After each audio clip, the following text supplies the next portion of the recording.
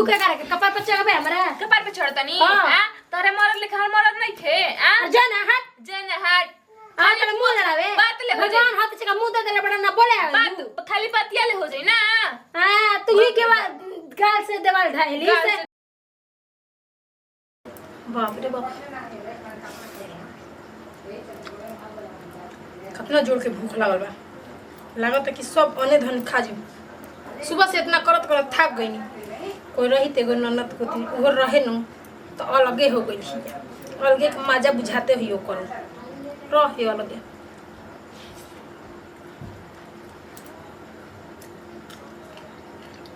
मरचा तीता दिले बा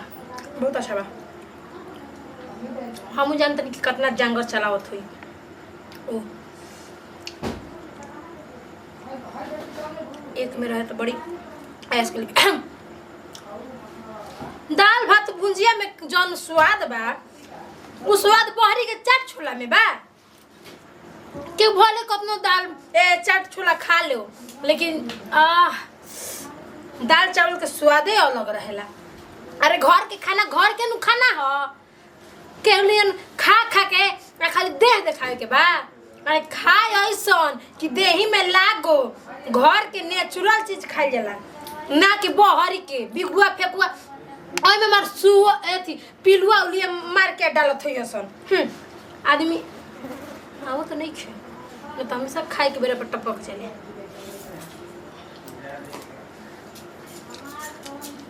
आवतिया दीदी जी का बनैले बानी जी ओ हिरे माई भिंडी के तार कलौजी बनैले बानी ना भुजिया बनैले बानी हां वो जांगर भगवान देले बड़न काहे खाती बना ही खाए खाती हम बनाई ना खाई ना मस्त रही ना आ देवी जैसन तरह हइए है दीदी जी सबका पे उपकार रहवे करेला ना लालचू वाला देख के दीदी देखी ना आज मन न करलो खाना बनावे के ठीक ना ए दीदी जी एगो फोन कही दी अपने हाथे खाना मत ले आई एगो तिनी जी माफ कर दी सब खाना खा गईनी दीदी जी मजाक ना करी तो मजाक करो मजाक हुआ हड़ू तू हमारे सही में हाँ नहीं के बनौले दीदी ना बेसी ना बनेले रही बबुआ के पापा खेलन बबुआ खैला हम खैनी तब खत्म हो गेल अब शादी के केतनो हम बनाई ना नु त दूसरे के हाथ के खाना निक लागेला एही से ना बनाईला हां तो दूसरे घर चल जाई चाहत रहता तारा आ दीदी जी कैसन बात करते हैं रउआ बगल में दूसरे घरे हम चाहेम केतनो होय त रउआ आपन नु हई हां एही से जानत नहीं सब रहनी है अरे तन जंगल चलावा कैसे जंगल में घूम लग गई सही रखले जंगल अब तरी खाना नहीं हारे हमार कैसे बोलतिया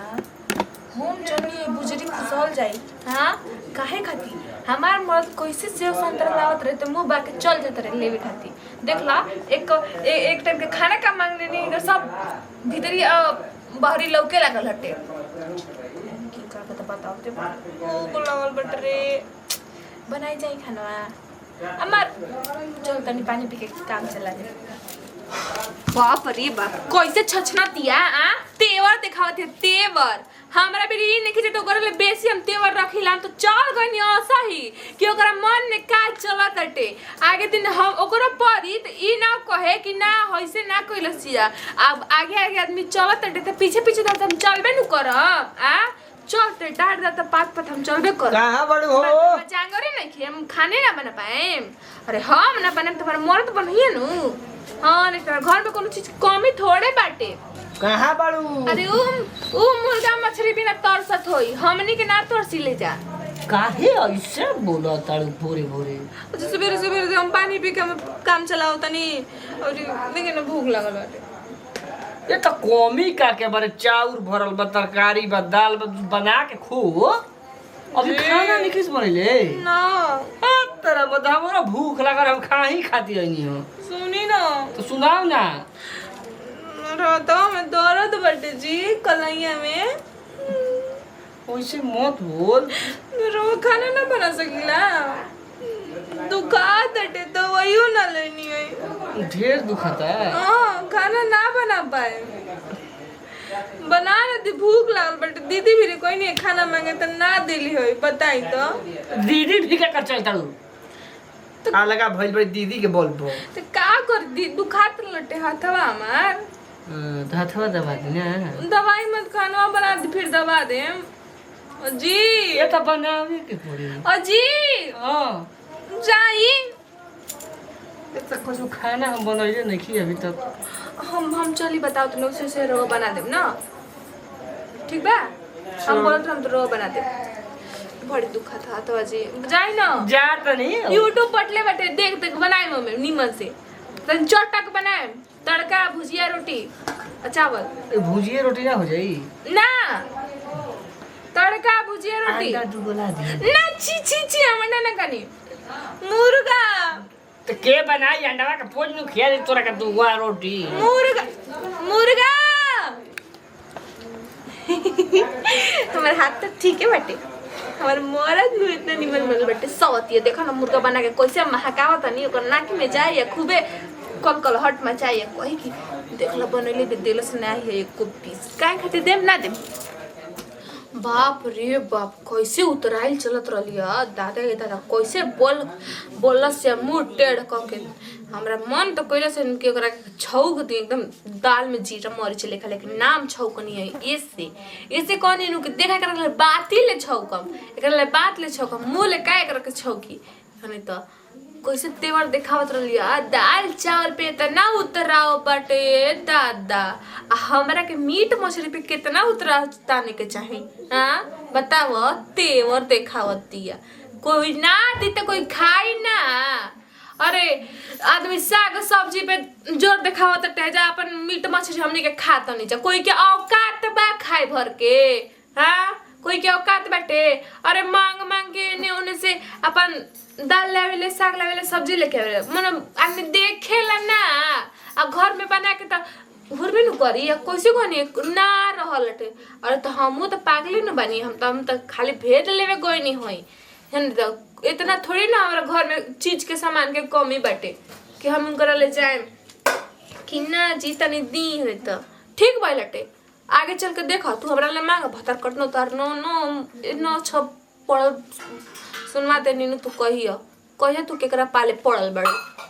अब तड़ी गरजा तड़ी का गरजा तड़ू मुर्गा खा चाहे मछरी खा दूसरा कोई का सुनावा तड़ू का आई बड़ी ढेर हमरा भी बोले अरे इतने भगवान जागरा में दम देले रहतन तो खुद से ना बना के खै तू मर्द के सहारा लेवे के पड़ी ते लागत है कि जंगरा चू गइल बा तार जंगरा अब तड़ी सुनावे केकरा के सुनावतिया सबतिया तोरा के सुनावतनी रे तोरा के सुनावतनी मर्द हमरा के करे तो देख काहे जरूरत हमार मर्दा से तोर मर्दा छछलोल ना बा हमरा ना चाहिए नौकर मर्द के रूप में हमरा नौकर ना चाहिए मेहर मऊ तू रखले रह तब कथि दिया लावेले इसके सुख पहले बड़े मर्द के ना तोरे मर्दा सालती औते न रहला तोरे सुख से ना आज जबानी तोरे सुख से अरे जो ना अपन देख तेने से तब कया बतड़े तब का तीन खाए दे दी जंगल में घूम लागल बा कि जंगल चू गइल बा आई रे सब कि पिलुआ पड़ गइल बा तोरा के बड़ तन हम तो पूछत रहने भेज ले तन तोरा इतना खफाई थोड़ी बानी इतना दिन थोड़ी गिरल बैठे हमार ना दिन गिरल है तलार चुई त मरद से खाए बनवाई ते मन के करा के सुनाओ तनी जी के करा के का कहत नी तू के करा के सुनाओ तड़े तू के करा के कपार पे चढ़बे हमरा कपार पे छोड़तनी हां तोरे मरद लेखा मरद नहीं थे जन हट तेरे मुंह लड़ावे बात ले भगवान हाथ से का मुंह दे देले बड़ा ना बोले बात खाली पतिया ले हो जाई ना हां तू ही के